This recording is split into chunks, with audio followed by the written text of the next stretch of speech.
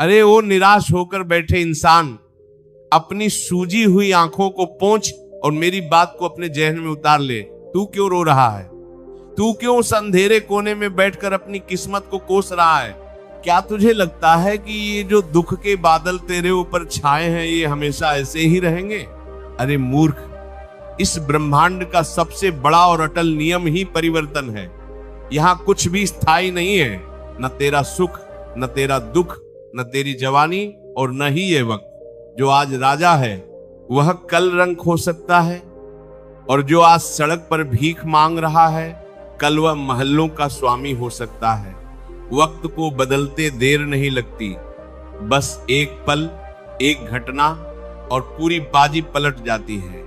इसलिए शांत रहे, अपने अंदर के तूफान को थाम ले और उस परम पिता परमात्मा की योजना पर भरोसा रख। तूने शायद घड़ी की सुइयों को टिक टिक करते हुए सुना होगा, लेकिन तूने कभी वक्त की खामोश चाल को महसूस नहीं किया। वक्त बहुत बलवान है।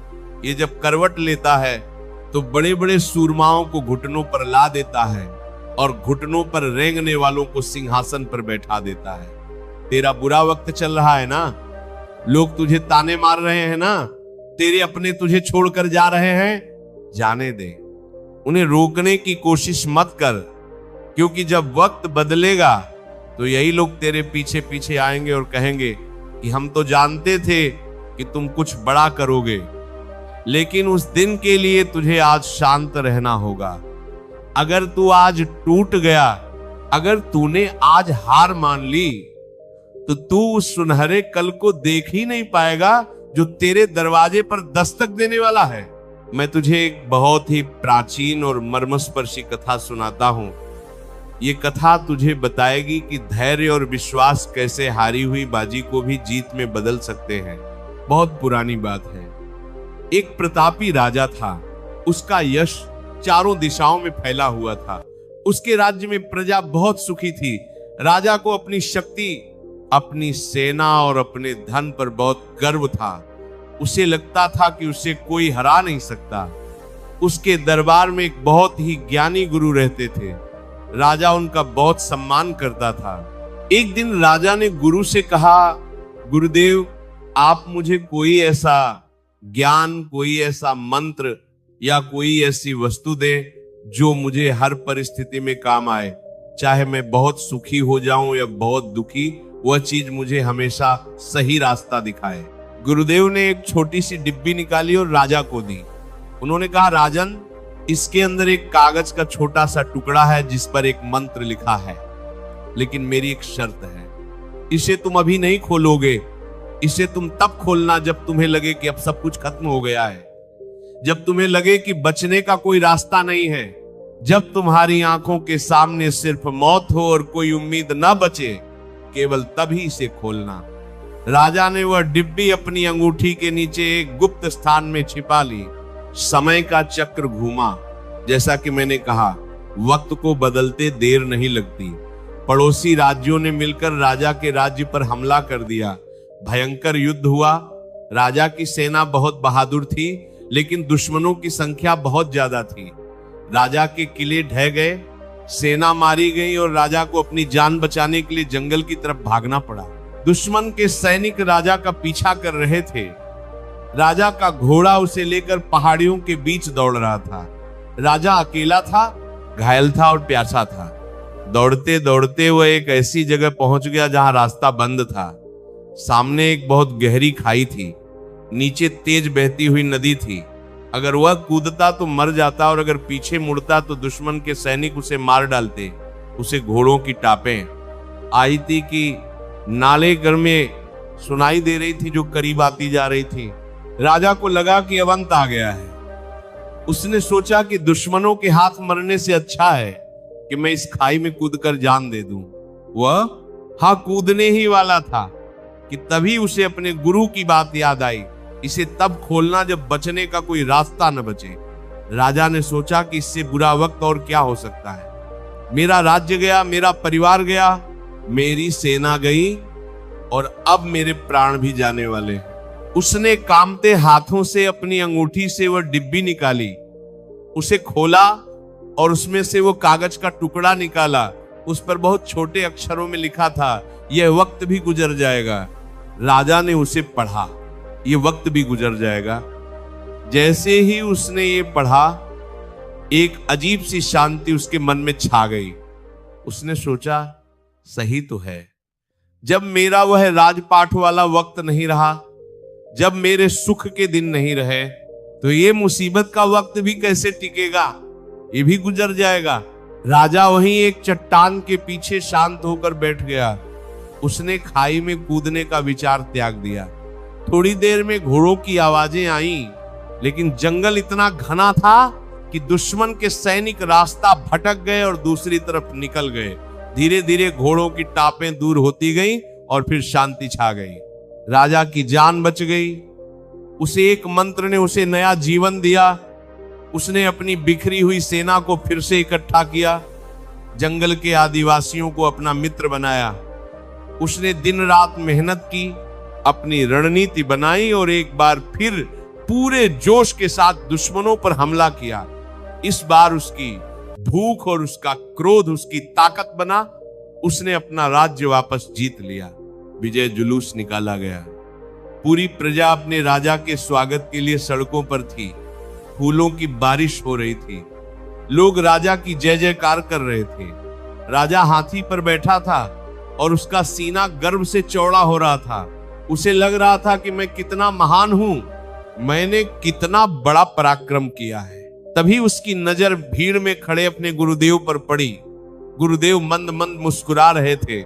राजा ने हाथी से उतरकर गुरुदेव के चरण छुए और कहा, गुरुदेव, आपके उस मंत्र ने मेरी जान बचा ली।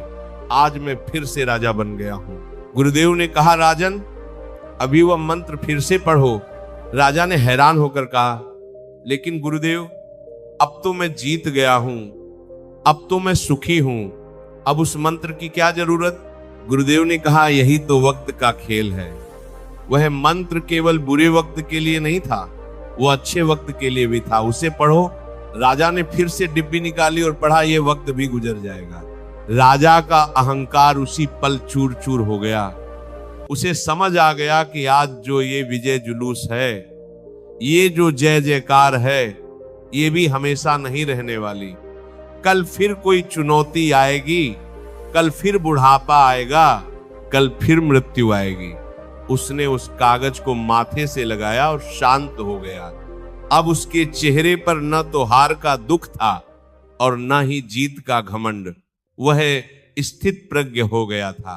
भक्तों, इस कहानी का सार यही है कि जीवन में कुछ भी ठहरा हुआ नहीं।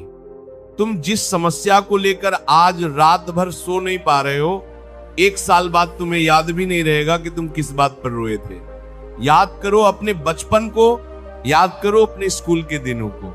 उस समय भी तुम्हें लगता था कि होमवर्क पूरा ना होना दुनिया की सबसे बड़ी मुसीबत है, खिलौना टूट जाना सबसे बड़ा दुख है।